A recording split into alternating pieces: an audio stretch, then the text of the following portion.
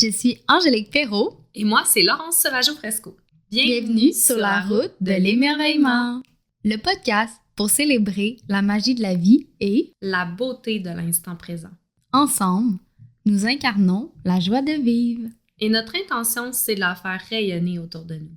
Merci de passer ce moment de qualité en notre compagnie. Pour réapprendre à vivre émerveillé. Bonne écoute! Salut Laurence! Allô Angélique! Puis salut à vous qui nous écoutent pour ce premier épisode. Je suis tellement contente d'être ici avec toi. Ah oui, merci d'être là avec nous pour partager ce moment, ce premier moment officiellement enregistré d'émerveillement. Un de nos sujets préférés. Vraiment. Puis on a envie de commencer avec des définitions qu'on a trouvées en ligne pour vous partager un petit peu c'est quoi notre vision de l'émerveillement. Alors, ça va comme suit. L'émerveillement, cet état enchanté d'admiration qui nous transporte au-delà des horizons du quotidien, nous invite à contempler le monde avec des yeux éblouis et une âme épanouie. Wow! Moi aussi, j'ai envie de vous en partager une. Donc, ça va comme si l'émerveillement est un enthousiasme profond qui nous saisit face à la beauté du monde et à la grandeur de l'existence. Il transcende les frontières de la rationalité et ouvre les portes de la perception à de nouvelles dimensions. C'est vraiment beau. C'est vraiment un sujet qui nous tient à cœur depuis longtemps, puis même si on pourrait penser que c'est un sujet qui est associé ou réservé à l'enfance, nous, c'est un sujet qui nous passionne et en fait qu'on met en application un concept qui a été étudié par des philosophes depuis super longtemps. Alors, on va en parler d'émerveillement tout au long de nos épisodes. Oui! Donc, on a parlé un peu justement du sujet qui est important pour nous, mais j'ai envie qu'on partage aussi on est qui, on s'est rencontrés comment, pourquoi on fait ça. Pourquoi on fait ça. Oui, bien on pourrait commencer par notre rencontre. Alors, tantôt, on est allé à la recherche de nos archives communes pour retrouver la fameuse date déterminante de notre rencontre, notre première rencontre. Et c'était au festival Anatafest le 14 août 2022. Mm-hmm. Moi, je me suis ramassée à ce festival parce que je venais de me séparer. J'avais envie d'expérimenter quelque chose, puis j'avais pas nécessairement le budget de participer, de m'acheter un billet. Il y avait l'opportunité de faire du bénévolat en échange d'un accès au festival. Donc, je me suis ramassée avec comme le dernier poste qui restait de bénévole qui était de conduire la navette du parking jusqu'au site du festival. Donc, je conduisais un gros pick-up dans un genre de chemin de boîte, puis je transportais les festivaliers qui voulaient, soit qui arrivaient dans le fond au festival ou qui voulaient retourner à la maison. Puis moi, j'étais au Anatafest avec mon copain. On avait passé tout le week-end. Puis là, on s'est rencontrés au moment où tu allais nous reconduire à notre voiture. Puis là, la voiture qu'on avait, en fait, c'est une commandite et elle était lettrée de ma compagnie. Grâce à cet indice-là, dans le fond, parce que moi, ma tante m'avait parlé de ta compagnie en me disant que son locataire, près de chez moi, était un propriétaire de cette compagnie-là. Fait que quand j'ai vu le nom, je me suis dit tout de suite, ben là, vous habitez en haut de chez ma tante? Là, tu comprenais pas trop. Ah non, je comprenais pas en tout. Puis là, ça m'a pris un petit temps pour faire comme ça doit être mon partenaire, c'est lui qui habite en haut de chez ta tante. C'est comme ça qu'on a su que finalement, on habitait à 15 minutes de distance. Ouais. Puis je me rappelle que ton chum avait l'air vraiment sympathique avec son petit chapeau. Comme vous aviez l'air de deux personnes vraiment cool. Puis je connaissais pas beaucoup de gens. Justement, je venais de me séparer. J'étais en train de prendre ma décision.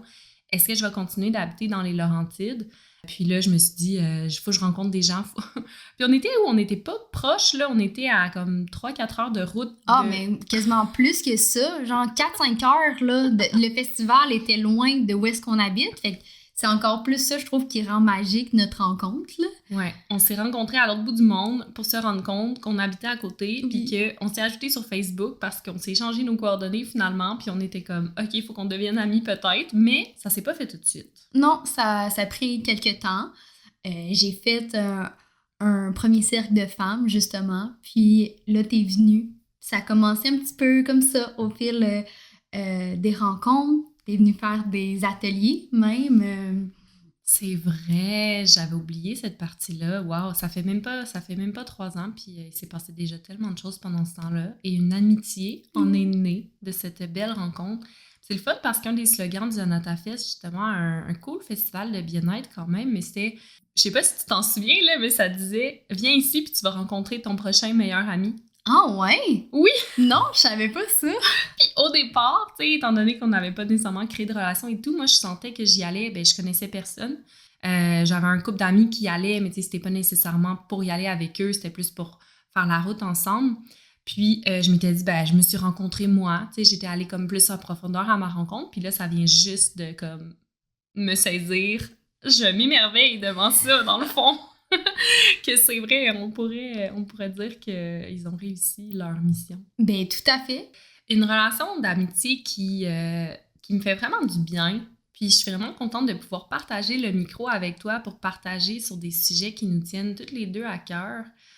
C'est une relation d'amitié, mais comme vraiment profonde. Puis je trouve qu'à l'âge adulte, de se faire des nouveaux amis, des fois, ça peut faire peur à certaines personnes, des gens qui ont des amitiés depuis vraiment longtemps, qui ne croient pas nécessairement à se faire des amis quand ils sont plus vieux. Mais j'ai l'impression que moi, étant donné que je me connais mieux, ben là, je t'ai rencontré au moment parfait. Oui, c'était vraiment un moment parfait pour moi aussi. Je trouve tellement un beau timing. Je sens que tu m'as super soutenue dans le changement des dernières années, à pouvoir encore plus m'accueillir, justement à amener de la joie, du plaisir, à aller en profondeur dans qui nous sommes, à se partager l'autre. Ouais, je trouve ça vraiment beau, en fait. Puis c'est ça, ce qui montre beaucoup pour moi, je trouve, quand je pense à notre amitié, c'est que le chemin qu'on marche seul, ben, à la suite, on peut le marcher ensemble. Puis c'est pas avec tout le monde que je sens que je suis autant moi avec l'autre. Puis là, c'est ça, c'est juste j'ai des activités ou des habitudes que j'ai de mon côté. Ben, je trouve ça le fun que toi aussi, tu les as de ton côté. Puis que c'est pas moi qui t'influence à faire ça, mais qu'au contraire, ça vient de toi aussi. Fait qu'on vit ça ensemble, je trouve ça le fun. On célèbre ensemble, Ouais. finalement. On célèbre aussi beaucoup ensemble. Oui, on célèbre beaucoup, ouais. On célèbre toutes ces étapes que justement tu nommais, que les 2 dernières années ont été remplies de défis puis de beaux moments aussi. De mon côté aussi, comme je le disais, on s'est rencontrés à un moment où je venais de me séparer, je me questionnais sur la suite de ma vie. C'était comme on s'est vraiment bien soutenus là-dedans, puis on continue de le faire au quotidien, puis c'est le fun de partager tout ça ensemble. De partager ce projet-là ensemble aussi, c'est vraiment chouette. Alors, ben Angélique, je t'inviterai à parler peut-être un petit peu plus de toi, là. Qu'est-ce que tu aimes dans la vie? Qu'est-ce que tu fais? Qui es-tu? Ben, moi, j'aime beaucoup les couleurs. J'aime Moi ça. aussi. Oh, oui, toi aussi. Ça, c'est quelque chose qu'on Ouais. partage. Ouais, vraiment. J'aime beaucoup m'entourer des éléments, que ça soit l'air, le feu, l'eau, la terre, puis le cinquième élément qui est l'éther. Fait que j'aime beaucoup être en nature pour pouvoir prendre le temps de connecter avec ces éléments-là. J'aime beaucoup la lecture, mes amis, mes animaux, ma famille. C'est vraiment important pour moi. Puis j'aime bouger mon corps, j'aime l'écouter. C'est ça de savoir qu'est-ce qu'il a besoin. Ça m'amène le point que je suis massothérapeute. Ben oui, c'est ça, dans le fond. On se définit pas par notre travail, clairement, mais en même temps, on trouve ça intéressant de partager à ce niveau-là parce que veut pas, c'est quand même une grande partie de nos vies aussi, là. Alors, t'es massothérapeute. Ouais, je suis massothérapeute. Donc, j'aime beaucoup, justement, pouvoir écouter mon corps, autant pendant que je masse, mais être là pour soutenir l'autre, à écouter le sien, puis à l'accompagner dans cette écoute-là. Donc, voilà un peu qui je suis. Est-ce que tu as envie de partager avec nous qui tu es, Laurence? Oui, ben moi, ma plus grande passion depuis que je suis vraiment très petite, c'est les animaux. J'adore tous les animaux et j'en ai 4 en ce moment avec moi. J'ai 2 chats et 2 lapines qui m'amène dans mon cœur d'enfant régulièrement. Donc ça, c'est vraiment quelque chose qui me nourrit au quotidien, cette relation-là que j'ai avec mes animaux. Mais même de vivre moi aussi dans la nature. J'habite dans la forêt, donc ça, j'aime vraiment ça aussi, de pouvoir être entourée seulement d'arbres puis des oiseaux. On a installé des mangeoires. Mon copain a tout installé ça avec moi, d'habiter l'espace à l'extérieur autant qu'à l'intérieur, de m'approprier ces lieux-là puis d'y mettre beaucoup de beauté. Ça, j'aime ça beaucoup, de mettre ça à mon image de plus en plus, que j'apprends à me connaître et à définir un peu ce que j'aime et qui je suis puis de l'exprimer à l'extérieur. Je trouve ça chouette. Ensuite de ça, comme travail en ce moment, je suis en transition. J'ai été enseignante au primaire pendant plusieurs années, mais c'était pas un endroit où je me sentais vraiment moi-même ou que j'avais la possibilité de m'épanouir dans ce domaine-là. Donc, je l'ai essayé pendant plusieurs années, mais les écoles du Québec m'ont rentré dedans plus d'une fois. Les circonstances, le contexte a fait en sorte que j'aime bien dire que j'ai pris une retraite avant le temps. Et donc, je suis en train de me rediriger professionnellement vers un domaine auquel je ne me serais jamais attendue de travailler là-dedans. C'est les salons funéraires. Donc, je suis célébrante funéraire depuis peu.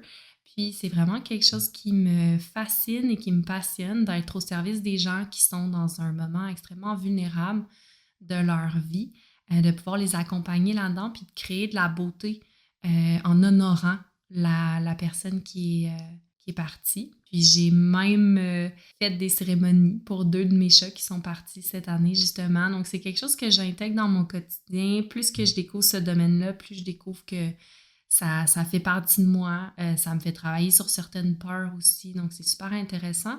Puis tout ça en parallèle, je m'intéresse de plus en plus au domaine du clown thérapeutique. Donc, je suis en train de faire des formations, entre autres avec la Caravane Philanthrope, qui est vraiment un organisme super chouette. Mais là, j'aimerais ça que tu nous racontes comment est né le titre de notre podcast, parce que je trouve que c'est vraiment une belle aventure, puis ça en dit beaucoup sur comment on interagit puis comment on crée ensemble. Exact, je trouve ce processus de co-création est vraiment fort entre nous depuis le début de ce projet.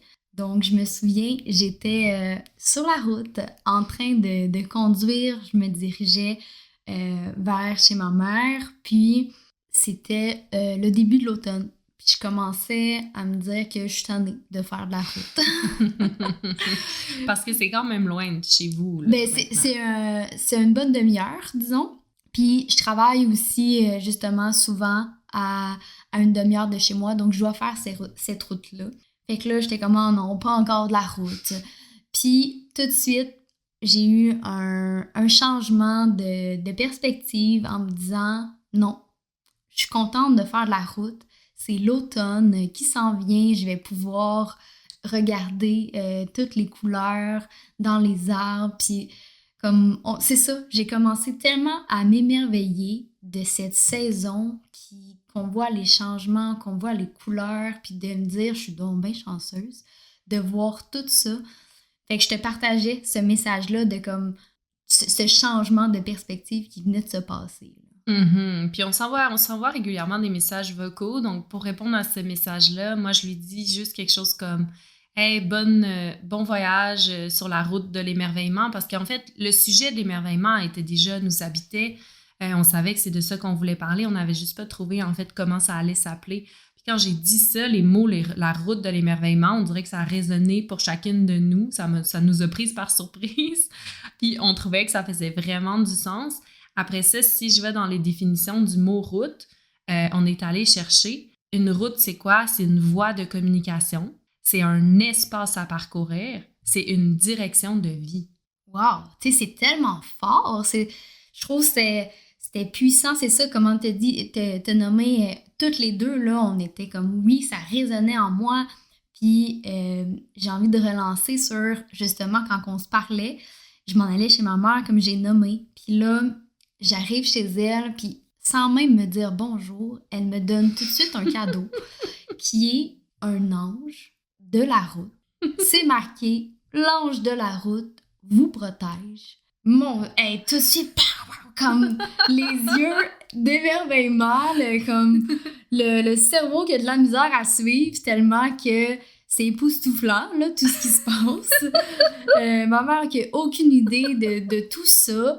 Je te partage la photo. Ma mère vient de me donner ça, tu sais, comme se sentir vivante, là, comme ça, avec juste comme ce qu'on se partageait à ce moment-là. C'était comme, pour moi, une autre confirmation du nom du podcast, c'est qu'on venait de trouver comme ça. Le timing était assez incroyable. C'est ça aussi qu'on aime dans le concept des synchronicités, c'est de se dire comme le timing. T'sais, si tu avais eu l'ange avant, on dirait qu'on n'aurait sûrement même pas choisi ce nom-là. Ouais. Et que le nom vienne, que l'ange vienne, comme tu as dit, confirmer. C'est de recevoir des petits messages de l'univers, de la vie, qui viennent juste appuyer ce vers quoi on a l'élan d'aller. Fait que pour nous, ça a été une certitude à partir de ce moment-là que ça serait sur la route de l'émerveillement.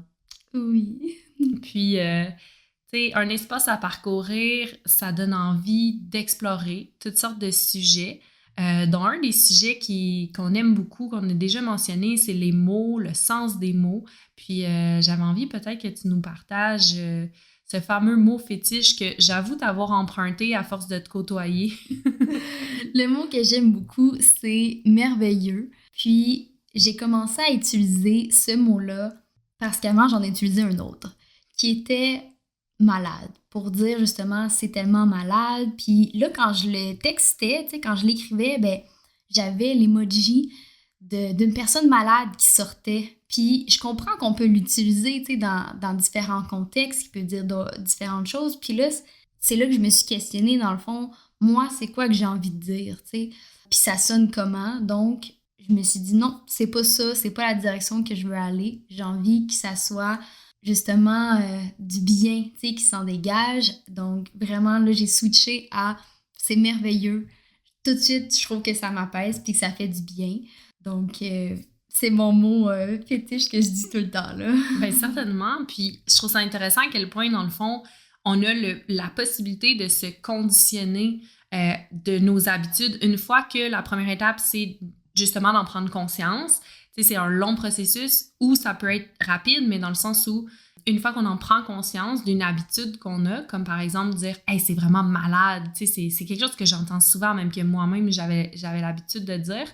Puis là, on prend une pause, de se dire « OK, attends une minute, qu'est-ce que je suis en train de dire? Qu'est-ce que ça veut dire? Qu'est-ce que j'ai envie de dire? » Puis là, de le transformer, puis en plus de choisir un autre mot qui commence par M, tu sais, c'est fou de voir en fait ça a rapport avec la neuroplasticité, c'est sûr, parce que si l'habitude, en fond, de changer nos habitudes, c'est un pouvoir qu'on a, puis c'est un pouvoir, comme tu nommais tantôt même sur la route, de dire « Ah, j'aime pas ça faire de la route. » OK, première chose, en prendre conscience, l'accueillir, tu sais, pas de faire comme « Ah non, je devrais pas me sentir comme ça. » Tu sais, « OK, je me sens comme ça. Après ça, qu'est-ce que je choisis? » Puis là, c'est de faire des choix, puis c'est de prendre responsabilité sur sa vie. Fait que cet petit exemple-là, de juste changer un mot pour un autre, mais je le trouve tellement riche. Et en plus, c'est gratuit. Ben oui, puis justement, c'est un bel exemple que tu as nommé. Puis j'ai envie qu'on aille dans comment qu'on incarne ou qu'on pratique l'émerveillement, que ça soit seul ou ensemble. Est-ce que tu as envie de nous donner un exemple de comment tu vis ça? Bien, certainement, je repense, c'est sûr que là, on vient de terminer la saison de l'automne, fait qu'on a nos expériences de l'automne encore là, fraîches dans la tête. On a choisi à un moment donné, vraiment de façon spontanée, de se faire un week-end de camping. En fait, tous nos plans ont changé, là, ça c'est vraiment intéressant aussi. Je sais pas si dans quel état t'es arrivé chez moi. Oui, pas bien. Ça vient de me revenir. On s'était planifié un week-end de camping, les deux couples ensemble, dans le bois, mais finalement, on s'est rendu compte que c'était peut-être potentiellement la saison de la chasse, puis moi, ça m'a tout de suite fait peur, donc je me suis dit, je pense que j'ai pas envie d'aller camper dans le bois sur un terrain qui est pas à nous, mais auquel on a accès, où je le sais qu'il y a des chasseurs à l'occasion. Donc, on s'est dit, hey, pourquoi pas camper sur mon terrain, finalement. Comme je disais, j'habite dans le bois, j'ai de l'espace, j'ai jamais habité l'espace de cette façon-là. OK, go, on le fait. On avait tout notre équipement. Il y avait tes chiens, il y avait nos chums, on s'est fait un feu, on s'est fait de la bouffe, puis on s'est dit, hey, dans le fond, pourquoi pas passer 2 nuits en camping? Puis c'était la fin de semaine des couleurs. Alors, on a cette chance-là d'habiter dans le nord où les gens viennent en autobus pour voir les couleurs. Puis on est allé... Peux-tu continuer? Dans le fond, t'étais là aussi? Oui, certain. Ben, moi, ce que je trouve beau aussi de ce moment-là, c'était comme du glamping. Tu sais, on allait cuisiner à l'intérieur, puis là, on venait manger dehors sur le bord du feu. Fait que c'était vraiment le fun, tout ça. Puis on est allé justement monter la montagne verte à la Belle. Oh, la vue, c'était magnifique. Il y a du parking, pas le droit dans la rue. Nous, on arrive. Direct qu'on a notre place. Direct qu'on a notre place. Ouais, les couleurs, c'était vraiment le fun comme fin de semaine. Fait que c'est ça, on est revenu après un beau feu à la maison. Mais ce qu'on avait choisi de faire aussi, c'était de se dire, on n'est pas en vacances, dans le sens où c'est la fin de semaine, normal, comme d'habitude. On est à côté de chez nous, mais on s'est mis en mode vacances. Oui, en mode vacances, puis en mode voyage. Mm-hmm. Puis c'est full intéressant parce que moi, je trouve que c'est depuis quelques années, peut-être environ 4-5 ans, depuis la pandémie, en fait, je trouve que ça, c'est rentré en moi. Parce que avant, justement, 2020, je voyageais vraiment beaucoup. Puis là, j'étais comme, oh non, ça me manque, tu sais, voyager. Puis c'est une randonnée, tu sais, c'est beaucoup la nature qui m'amène à... Ben, qu'est-ce qui me donne envie de voyager? C'est la nature. C'est de connecter à différents paysages, à des choses peut-être qu'on remarque pas, tu sais. Fait que c'est de prendre le temps de remarquer ce qui nous entoure. Puis avec Francis, on était partis faire du rando camping. Puis on était partis 2 jours. Puis je me disais, mon Dieu, je me sens tellement en voyage, tu sais, de partir comme ça. Finalement, on était à 15 minutes de la maison.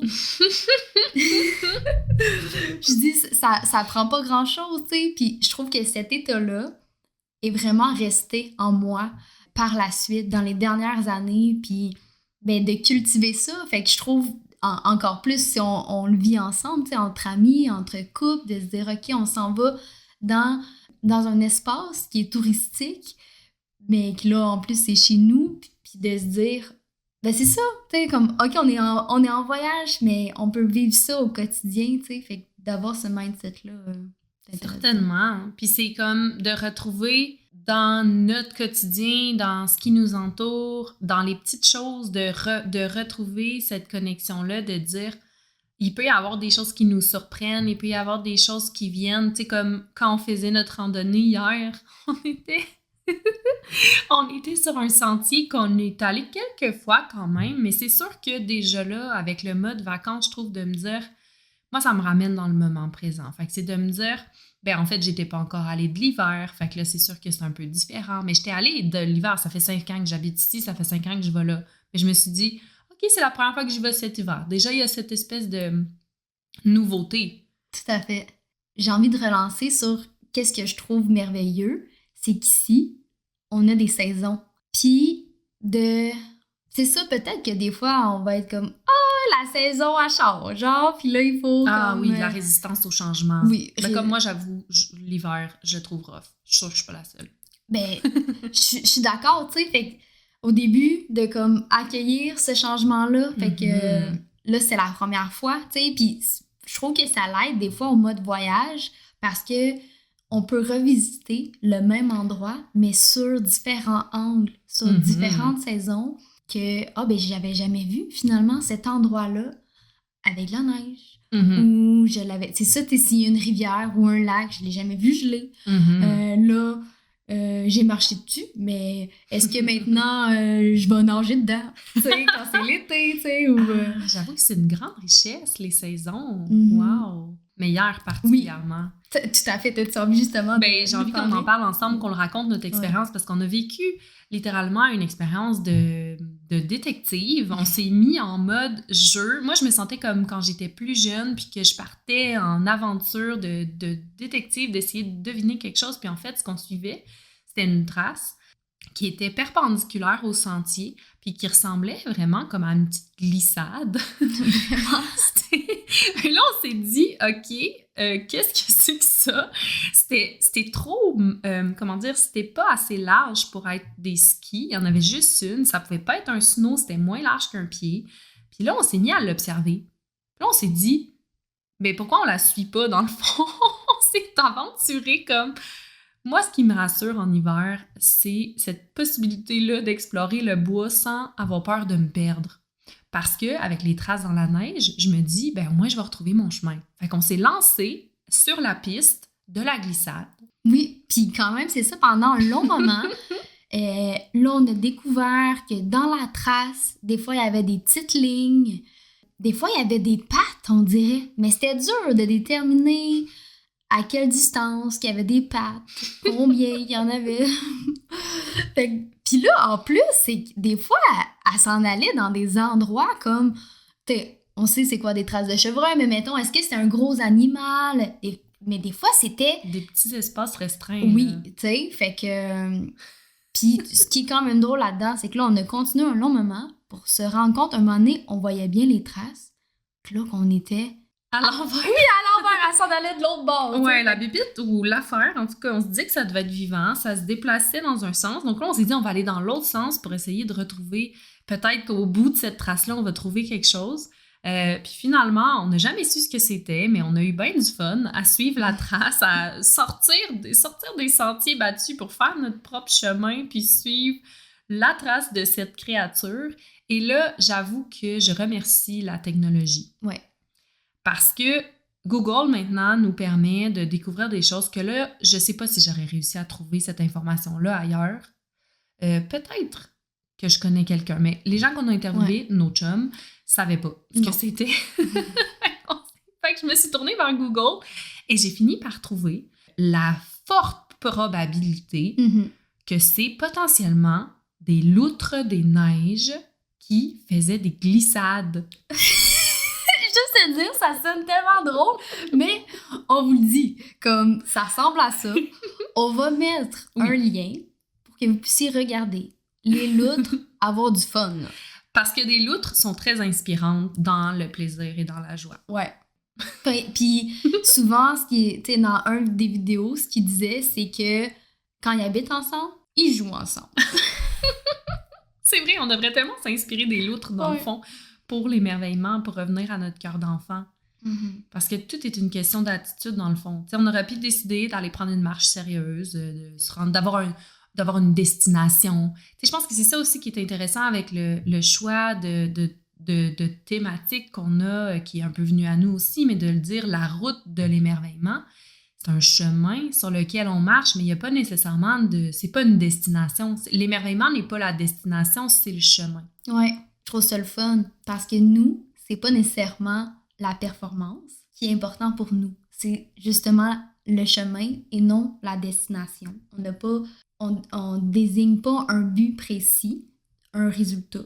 À part peut-être avoir du fun. Oui, ce que j'allais justement dans notre phrase qu'hier, on a célébré. Oui, ça, c'est un ami à moi qui m'a rappelé l'importance de cette phrase-là quand il jouait au soccer quand il était plus jeune. Veux-tu me la partager? Ben, c'est que, dans le fond, les vrais gagnants sont ceux qui ont du plaisir. Oui. Genre, en ce moment, les deux bras dans les airs. Oui. Le plaisir. Puis, c'est pas tout le monde, dans le fond, que c'est avec qui ça va résonner. Mais je sais que toi et moi, ça résonne ensemble.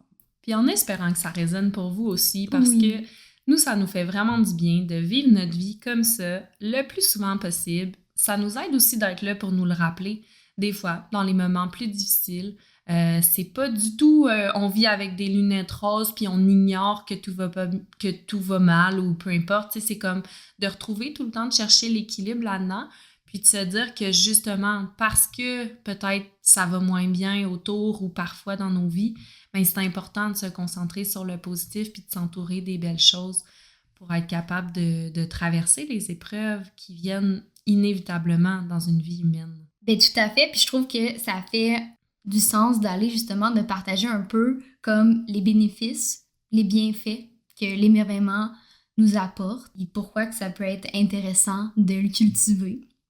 Mhm.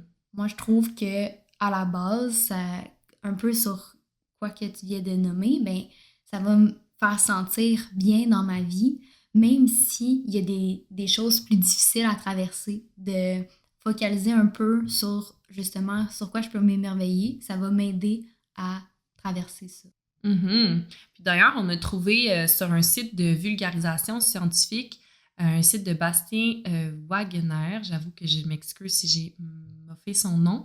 Le site s'appelle Surréaliser. Puis dans le fond, il y avait un article sur l'émerveillement, puis il y avait les effets de l'émerveillement. Donc, ce que tu viens de nommer, c'est directement en lien avec satisfaction dans la vie, d'être satisfait. Après ça, d'autres choses, c'est les émotions positives qui nous aident à traverser les épreuves.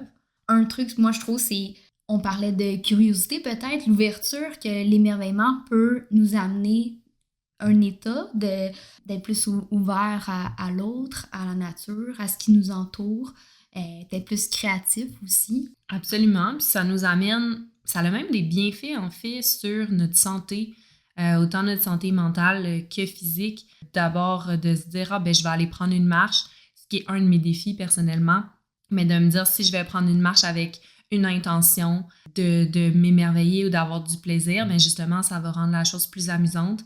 Puis ça va me donner envie de prendre soin de mon corps, tu sais, en faisant de l'exercice, ce qui est une bonne chose. Oh, c'est trop cool! Puis un autre des effets que Wagner partageait sur son site, ben, il y avait aussi la bonté, la générosité. Donc, je sens que justement, une fois qu'on a le cœur ouvert, qu'on est dans la joie, on a envie de partager cet état-là avec les personnes qui nous entourent. Puis, ben, c'est ce qu'on fait finalement en partageant ce podcast. Oui.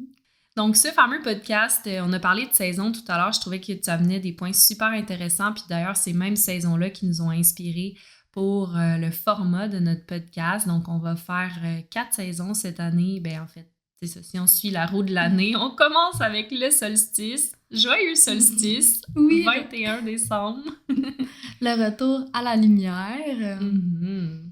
On trouvait vraiment qu'aujourd'hui, c'était très symbolique, étant donné que c'est le moment où la lumière, le soleil va revenir, de lancer notre podcast lumineux aujourd'hui. On avait envie de faire ça comme ça, même si c'est un samedi. Fait que dans le fond, nos épisodes vont sortir les samedis. Il va y en avoir 10, sur 10 thèmes qu'on a choisis en lien avec l'émerveillement. C'est 10 mots justement qui nous parlent, 10 thèmes qui nous parlent. Donc, on a l'authenticité, la gratitude, Il y a aussi la présence, la liberté, l'harmonie, la magie, la joie, le plaisir. la beauté et la créativité, dans cet ordre même. Ce sont tous des sujets qu'on va explorer au fil des semaines à venir, puis on a hâte, dans le fond, de découvrir, même de nous surprendre nous-mêmes avec les histoires qui vont venir à nous en lien avec ces thèmes-là. Donc, On avait envie de créer un groupe Facebook qui soutient aussi le podcast. Évidemment, il s'appelle Sur la route de l'émerveillement. C'est une communauté virtuelle de partage, de soutien et d'échange entre émerveillés. Il s'agit d'un espace positif où nous pouvons partager notre joie de vivre et nos moments d'émerveillement en respectant l'authenticité de chacun et chacune. Si vous avez envie de vous joindre à nous dans ce beau groupe, vous êtes les bienvenus. certainement. Puis moi, j'ai envie de partager mon sentiment de gratitude pour les personnes qui sont déjà dans le groupe, qui nous font confiance, qui ont envie d'embarquer dans cette aventure-là avec nous avant même qu'on ait publié notre premier épisode. À l'heure où on se parle, on a déjà des dizaines de personnes qui se sont joints à l'aventure. Puis on a vraiment envie, dans le fond, on a fait un choix par rapport aux médias sociaux. C'est un sujet dont on va sûrement reparler au fil des épisodes, mais dans le fond, pourquoi on a choisi de faire un groupe, c'est vraiment pour cette opportunité d'échanger, de partager, d'entrer en relation les uns avec les autres. Moi, personnellement, j'ai même déjà fait des rencontres de personnes qui habitaient ailleurs dans le monde à travers des groupes Facebook. Donc, je me dis, si c'est un endroit où on peut faire des nouvelles rencontres de gens qui partagent des valeurs similaires aux nôtres, ben c'est le fun, ça devient un lieu agréable sur les médias sociaux qui sont ce qu'ils sont. Ben oui, c'est ça. Pour moi, ce que tu nommes, c'est ça, ça résonne de pouvoir partager comme du bonheur, de la gratitude, de la joie avec d'autres personnes, que ça soit un autre lieu qu'on a peut-être plus l'espace pour partager, que tout le monde en fait puisse partager, puisqu'en ce moment, c'est nous qui avons le micro, mais qu'on puisse l'offrir à d'autres personnes aussi dans cet espace-là, je trouve ça. Absolument. Puis à venir aussi, on est déjà en train de travailler sur notre premier événement en personne. Donc, pour nous, c'est important aussi de faire sortir le podcast du domaine virtuel, même la communauté Facebook, de ramener ça en vrai, en personne, de se rassembler. Fait que ça, on va pouvoir vous en reparler bientôt. On est vraiment excités de ce projet-là qui est en train de se co-créer. Oui, c'est tellement excitant. Vraiment. Alors, on aurait envie de terminer cet épisode-là sur une citation de Bertrand Vergely. C'est un philosophe français, puis c'est tiré de son essai qui s'appelle « Retour à l'émerveillement ». Il est beau de s'émerveiller. Il est tragique de ne pas en être capable. Qui s'émerveille n'est pas indifférent. Il est ouvert au monde, à l'humanité, à l'existence. Il rend possible un lien à ceux-ci. Qui ne sait pas s'émerveiller est fermé au monde, à l'humanité, à l'existence. Il rend impossible un quelconque lien à ceux-ci. On comprend donc que la faculté de s'émerveiller soit jugée comme la chose la plus précieuse au monde. On peut être pauvre si l'on sait s'émerveiller, on est riche. On peut être riche si l'on ne sait pas s'émerveiller, on est pauvre. On passe à côté de l'essentiel, on manque la beauté du monde, la richesse des êtres humains, la profondeur de l'existence. Merci pour ce bel épisode. Merci Angélique d'avoir passé ce moment-là avec moi. Puis merci à vous d'être là. Si vous avez apprécié cet épisode, on vous invite à vous abonner, à commenter et à le partager autour de vous. Rejoignez aussi notre groupe Facebook pour qu'ensemble on cultive l'émerveillement. Le groupe s'appelle, comme le podcast, Sur la route de l'émerveillement. Au plaisir de vous y retrouver. Merci et à bientôt!